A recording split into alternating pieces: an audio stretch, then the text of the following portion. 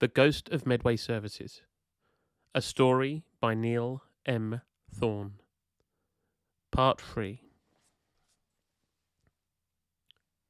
With no purpose, and all anger abandoned, the ghost wandered Medway Services for the longest of times. Weeks passed by in a haze, and his thoughts focused on a life barely lived. He had always worked hard to provide for his family and leave a legacy. Now his son would never know their father. It was as if none of it had been worth the sacrifice of long days, high stress, and the impact on his health. He couldn't help but imagine how things might have turned out had he focused on a life long neglected, but this led only further into despair. Somehow, years passed by, during which nothing changed, at least for him. Life was always moving, but the ghost passed through it like a ship lost in fog. He wished he could have died somewhere more interesting, although perhaps that was the point. A punishment deserving of someone the world was better off without. Eventually, he came to watch the comings and goings of those passing through the services. This wouldn't have been what the ghost chose to do with eternity, but it came from a need to do something more than wallowing in self-pity. There wasn't much interesting to see, and, other than the staff, people just stopped briefly before moving on towards the rest of their lives. He couldn't help but feel jealous for what they had, and despite no longer blaming them, it stopped him from getting close or involved. Slowly, however, the ghost started to recognize some of those passing through. Like he once found in life, the services were a convenient place to stop along the way, and, through this, found connection. In spite of only seeing some of them briefly, he soon came to look forward to their return.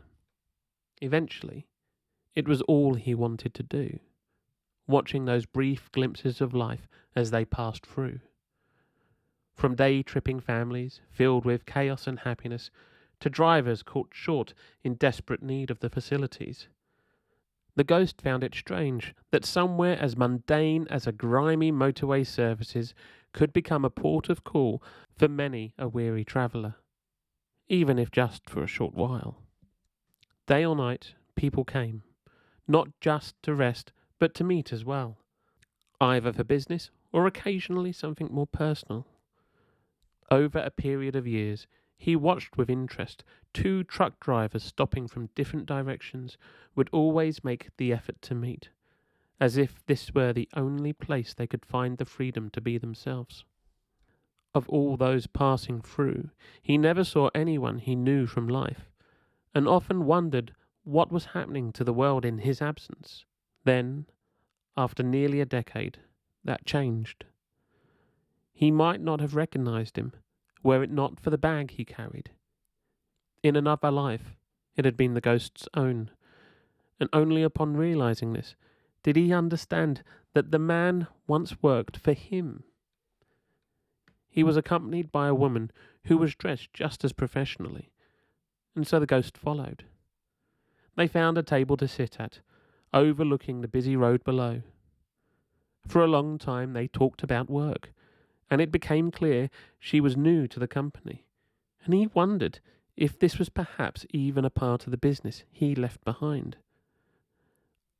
Only after did their conversation move on to something quite unexpected. "I hope you're doing okay," the woman offered in sympathy. What with this being where he died. Was she talking about him?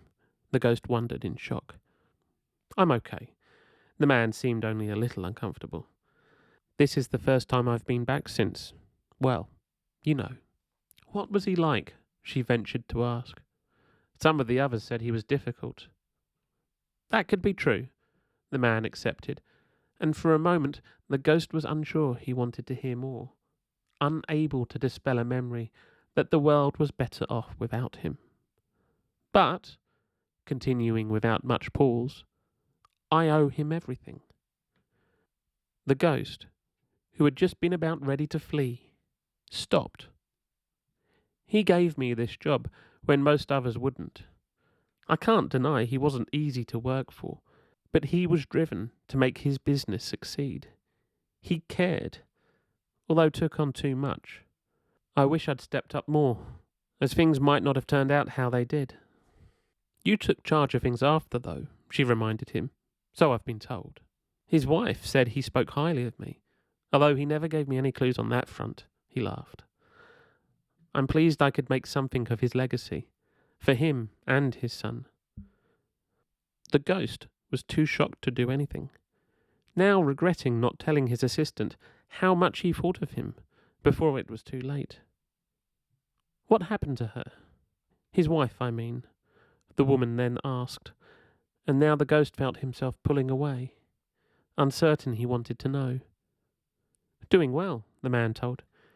She remarried a few years back. The ghost fell into himself at those words, wanting very much to cease existing.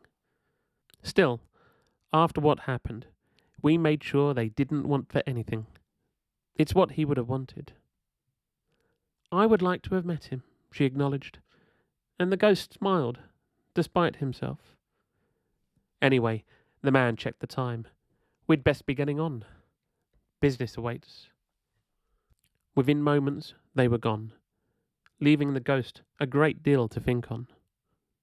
Of course, his wife would have found someone else.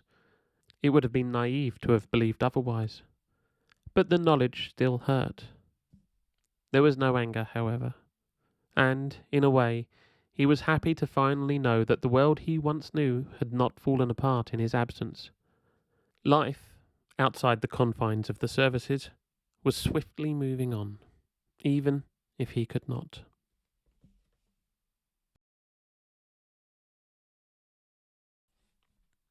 Thank you for listening, and if you've enjoyed part 3 of The Ghost of Medway Services, please feel free to like and subscribe for part 4.